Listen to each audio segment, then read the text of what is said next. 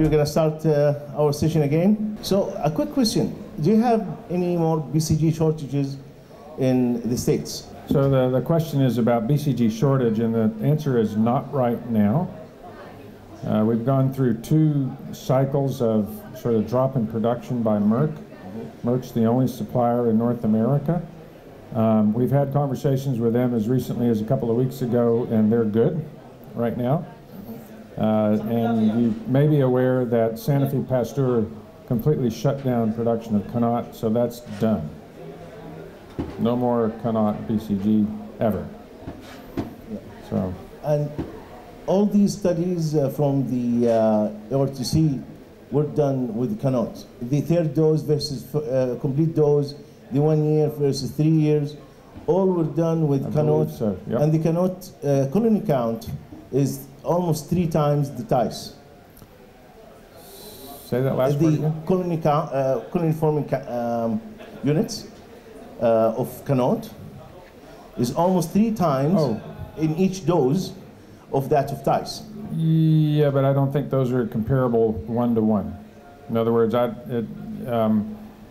think the larger issue is really the strain differences that I was talking about before. And there's as much as a log-fold dose differentiate range in actual colony forming units with TICE BCG, depending upon the lot that you get. Yeah. So. Yeah, it's a range. Right. It's a range. Yeah. Right. But at the time of the initial ORTC study was presented, that was their claim. Their claim was that 1/3 of a dose is what's equal to a regular dose of TICE. Yeah, I don't think you can really make that. There's no head there. That dose equivalent, I'm not aware that it actually is true. Yeah. Yeah. Okay. So we're happy to hear from you again. Okay. So we're going to talk about the challenging situation of patients who recur after BCG.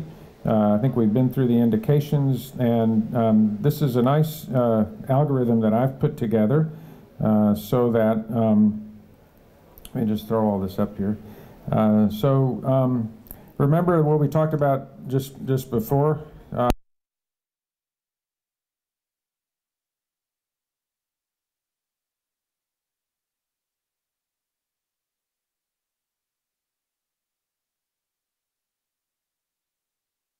Time point that's critical, and if they have no response after 6+3 or 6+6, standard of care is cystectomy if they're not cystectomy candidates, and then you may be able to salvage them with secondary immunotherapy or chemotherapy. We'll talk a little bit about that as the point of this talk. The 3-month evaluation point, complete response, negative cystoscopy, negative cytology is the critical point that separates patients into long-term outcome. And this is actually overall survival. This is a secondary analysis of the SWOG maintenance BCG trial, and we've already talked about that. And then there's some newer data that we published in our bladder cancer journal. This is from Mike O'Donnell's group, showing that the duration from last BCG also impacts outcomes. So you can actually salvage or reinduce patients that have had a longer interval since their last BCG in terms of time to recurrence, and it's stratified by the number of BCG treatments that they've had. And then, there's 2 things that we want to clarify. So BCG failure defines a group of patients that have recurred after only induction. They can get additional BCG and derive a benefit from that. And then the unresponsive state. So that's the terminology that we're using currently, where we previously called it BCG refractory. The FDA asked us to define a patient population for whom BCG is no longer appropriate therapy, and that would be patients who've had at least induction plus maintenance, or patients who recur after induction only with a high-grade T1 tumor. We talked about that those patients probably, those patients probably ought to have a serious talk about radical cystectomy. And then the patient who never achieves a complete response after induction plus maintenance. So those are the patients for whom BCG is not going to work. Cystectomy is the standard of care, and this is where there's an intense drug development process going on with multiple studies going on. I talked about the importance of evaluating the prostatic urethra, gave you some techniques how to do that. Also consider the upper urinary tract, and particularly the distal ureter. If you see abnormalities in the distal ureter associated with high-grade disease in the bladder after BCG, that's a very worrisome sign, and another reason to think about radical cystectomy. Showed you that already. So 60-year-old, previous treatment with BCG, has a right ureter stricture. That's a little worrisome. Has a positive cytology suggesting high-grade disease in the bladder. We basically were able to adjudicate his upper urinary tract and determine that that wasn't a problem, but I did bladder biopsies. Actually, I think this was my partner had done this, multifocal CIS, and the question is what to do now. So he's BCG unresponsive, we think. And here's where biopsying the prostatic urethra is critical. So not only did he have CIS in the urethra, he had ductal and acinar involvement, and actually very early signs of invasion. Now you could say, you know, whether that's a true T4 or not. So had I not done this and gone ahead to maybe give him some second-line therapy in the bladder, I would have made a huge mistake. And instead I did a cystectomy, and fortunately all he had was residual CIS, and he's done okay since that time. So I want to be very clear that in patients who are medically fit and accepting of a radical cystectomy, the guidelines are quite clear that that is the standard of care for patients who recur with a high-grade tumor after adequate BCG, at least 6+3 or 5+2. And that really defines this refractory or unresponsive state. So why is cystectomy the standard of care? So if it were a drug, it has a 100% complete response rate, right? Because after cystectomy, there's no residual disease. And when cystectomy is performed, particularly for CIS or high-grade TA, the 5-year survival probability exceeds 90%. It's probably closer to 95%. It's never going to be that good again for that particular patient. I showed you the curve of early versus delayed, where you have a higher probability of muscle-invasive cancer. So we all are familiar and acknowledge the risk of cystectomy and the morbidity of cystectomy, but it's counterbalanced by the efficacy of it in eliminating that particular patient's sort of journey with high-risk bladder cancer. So we have to have a really good reason not to do that. AUA guidelines are consistent with what I just told you, showed you this already. And as I said, it's highly effective, particularly for patients with CIS. It doesn't eliminate the long-term risk of particularly the upper urinary tract, where those patients have about a 25% probability of developing a second primary tumor in the ureter or renal pelvis by 10 years. But you can see in this Kaplan-Meier plot that it's a really good treatment. Cystectomy is really good for patients with BCG unresponsive or refractory carcinoma in situ. And you think I'm a broken record, but it is always worth emphasizing that making this decision at the appropriate time is really critical. And you can see the impact of CIS in general on ultimate outcome when you compare it to papillary disease. When you do cystectomy in this patient population, this is some nice work from Daria Tilke that shows the significant understaging rate in this population in general. So a lot of times, I'm seeing these patients for an opinion of what to do next in this setting of BCG unresponsive disease. Well, that's easy. We've got to go back to the operating room and completely restage. and make sure that we have a complete understanding of what's going on before we embark on therapy. But you can see a third of these patients, at least in this particular study, were upstage, 10%, 9% had lymphovascular invasion, and not a trivial number of patients have occult lymph node metastatic disease. So let me just throw all this up here. So there is a situation where even primary diffuse CIS, particularly in the patient in whom they can't retain the BCG, so you know who these patients are, they've got severe irritative voiding symptoms, and sometimes initial cystectomy is even appropriate for those patients. But certainly patients who have multifocal CIS, large volume multifocal, and then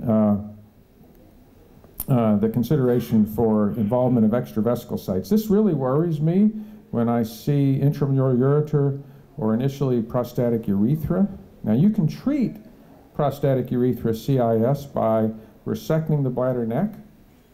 If you happen to see a patient with, on your initial resection, you've got CIS, particularly in the ducts and acini, I often will take that patient back for a bit more formal TURP to make sure I'm not dealing with T4 disease before I embark on a course of intravesical therapy.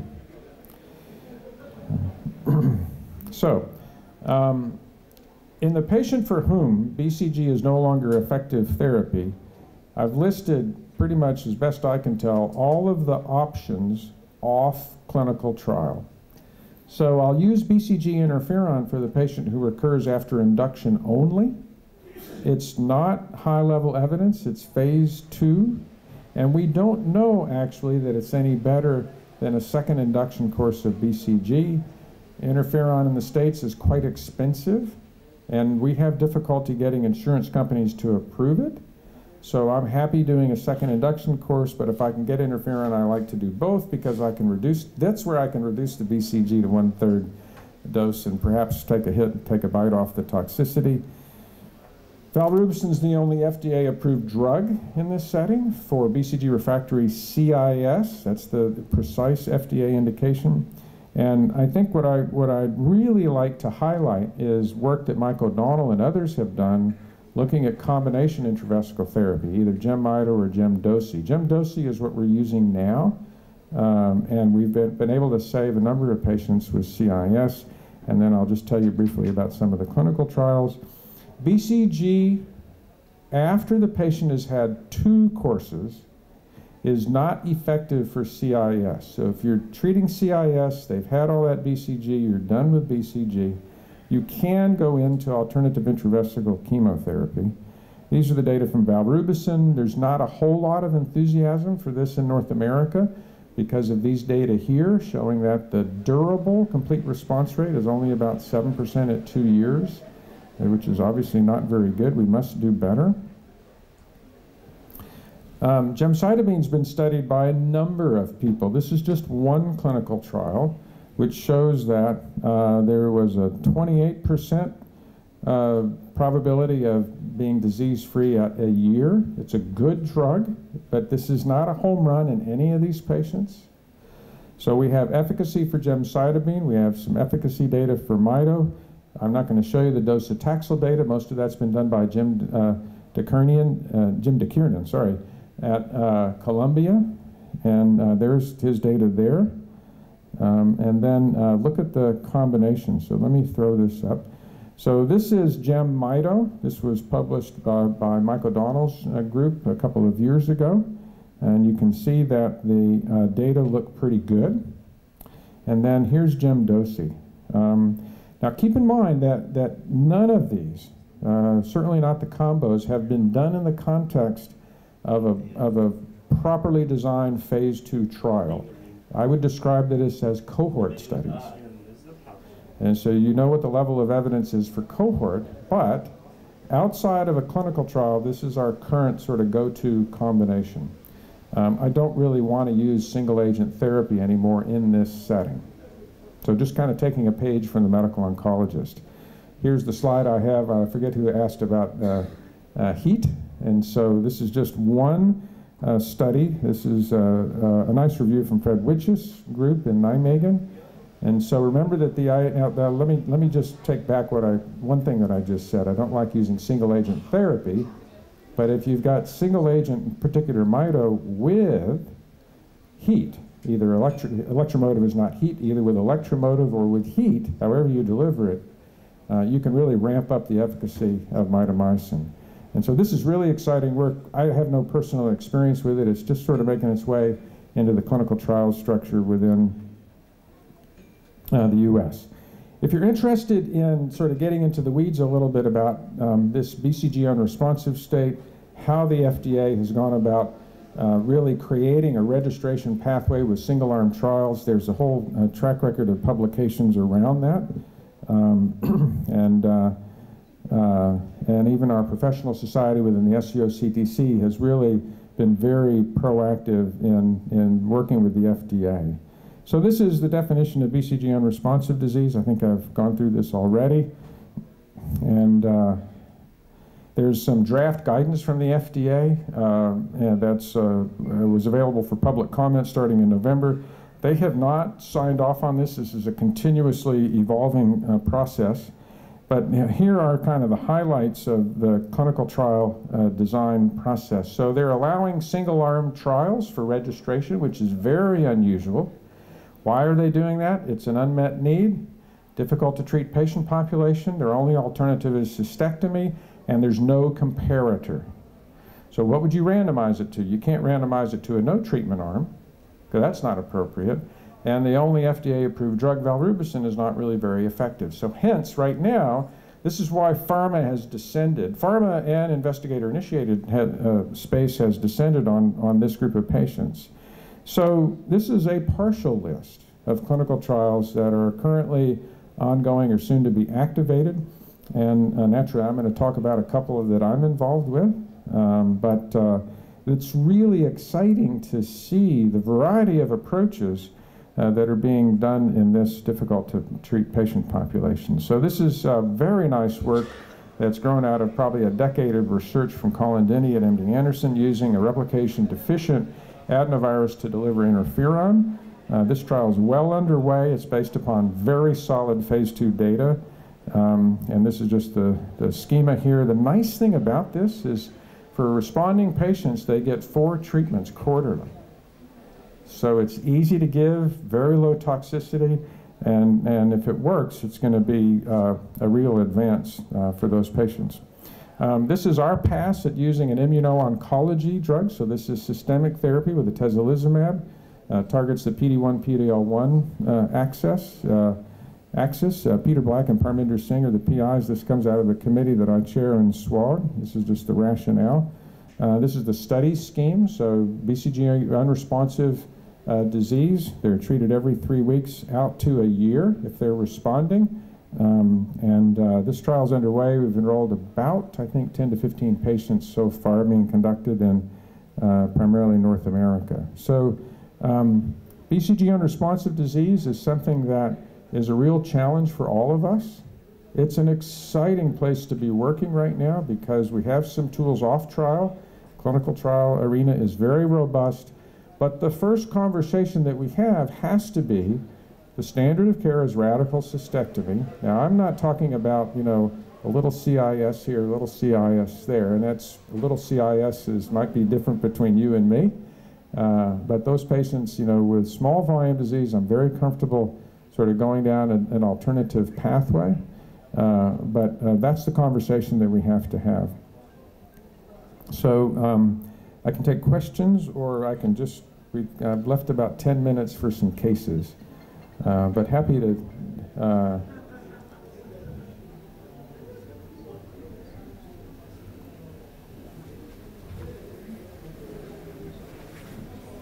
go ahead with the cases. Okay. And just tell me when we're done. So this is, you know, this is the post-test question. Okay. 75-year-old, 1 year ago. This is, you may remember I showed you this patient, right?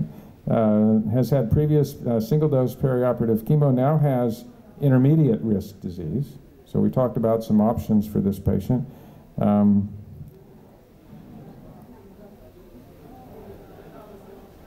Okay, so here are the choices really quick. So intermediate risk disease after an initial low risk, TA low grade tumor. This is all TA low grade. Who's going to do nothing? Raise your hand. Everybody has to vote. Who's going to do nothing? Good.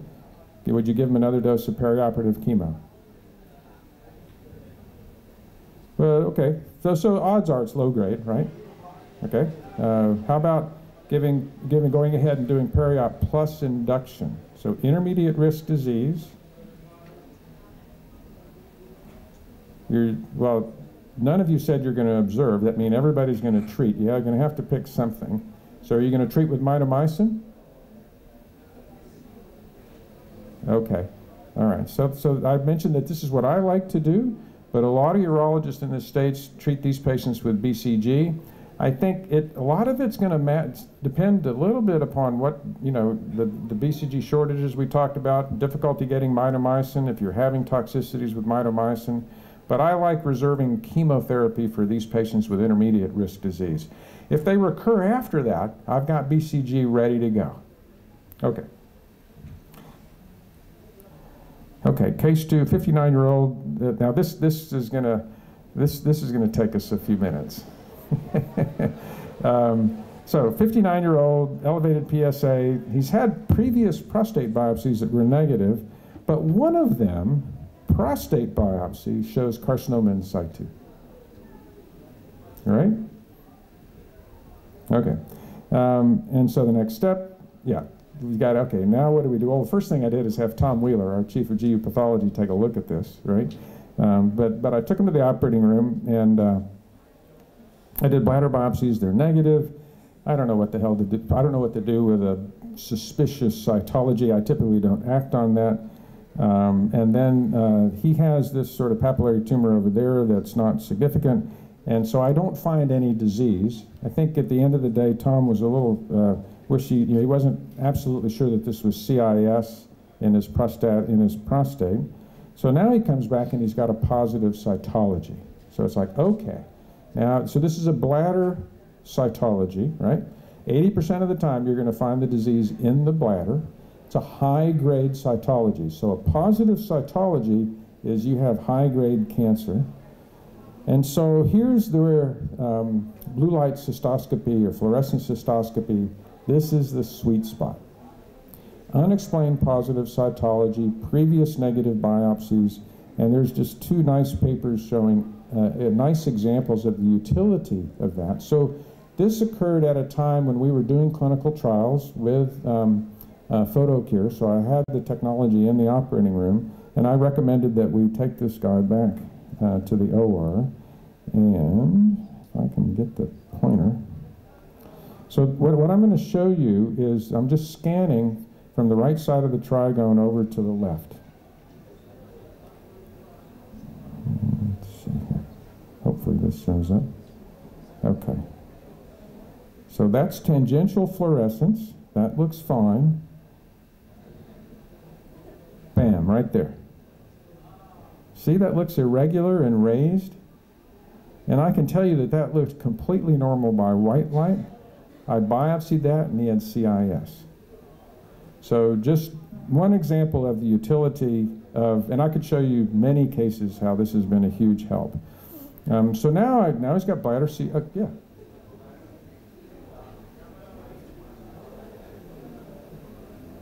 Oh, yeah, absolutely.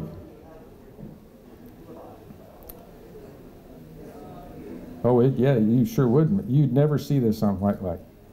So the comments made that unexplained positive cytology, you're always going to do mapping biopsies, but remember that CIS is not visible half the time.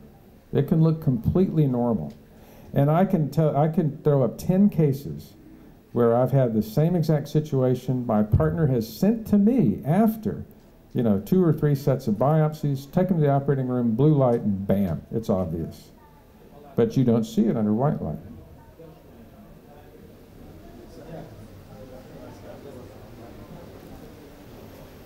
Well, the idea, so the question is, if you can see it, you can resect it or ablate it. Absolutely. Okay, but you can't. That's not a full treatment. Right? It's not a full treatment for CIS, right? Okay. True, yeah, absolutely. All right, so this guy's going to get BCG, that's the answer. So he got BCG plus maintenance. And so now he gets this sort of rip-roaring epididymoarchitis. You know, a lot of times that's going to be bacterial, but it certainly could be related to his BCG. And so now I can't give him maintenance. I got him to 6+2, and he had an initial complete response. I end up having to go in and take out his epididymis, right? So I'm operating on him. And now his CIS recurs. So now what do I do? Upper tracts have always been fine. And I think somewhere along the way, I had probably done TUR biopsies of his prostatic urethra because of this initial presentation, and that was negative. And I will describe this as a little bit of CIS. So I have the conversation about, oh, sorry, go ahead. No, you go ahead.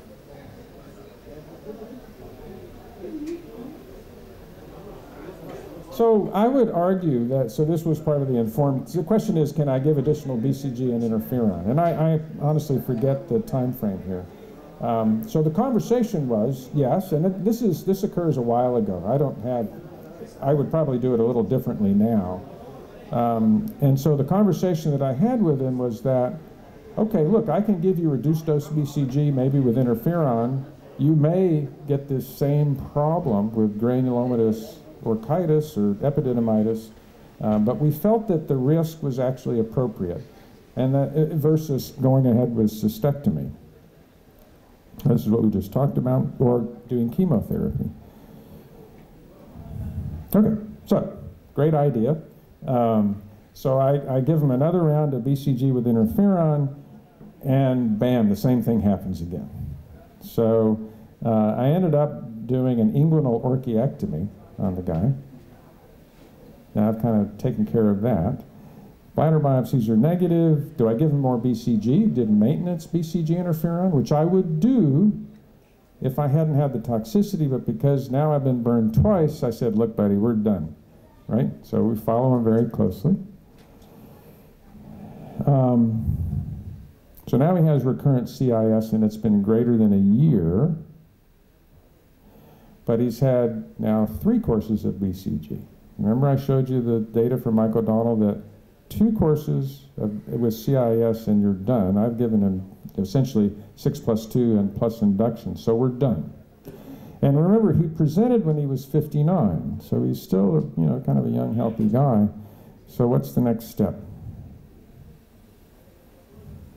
Well, I tell you what, raise your hand if you would not do a cystectomy. Okay, so the challenge, so we're going to do a cystectomy. The challenge now is what do I do for diversion? Do I spare his urethra into a neobladder? Sorry? So I've done all that and it's negative, right? Okay, so so not that my thinking is always the right way to think, right?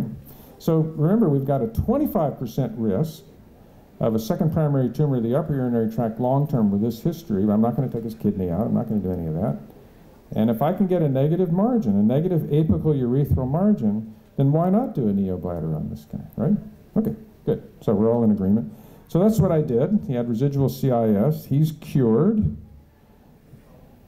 So, and I was never able to prove that he had any urothelial cancer in his prostate, despite that initial presentation of this kind of oddball biopsy. And so I continue to see this guy once a year. He's probably now about 7 or 8 years out, he's done really, really well. So I think we're at the prostate session. So we've reached 10:30. I've got some other things we can talk about, but thank you so much. This has been terrific. I have one more talk in the prostate session, but I think, Dr. Gill, you're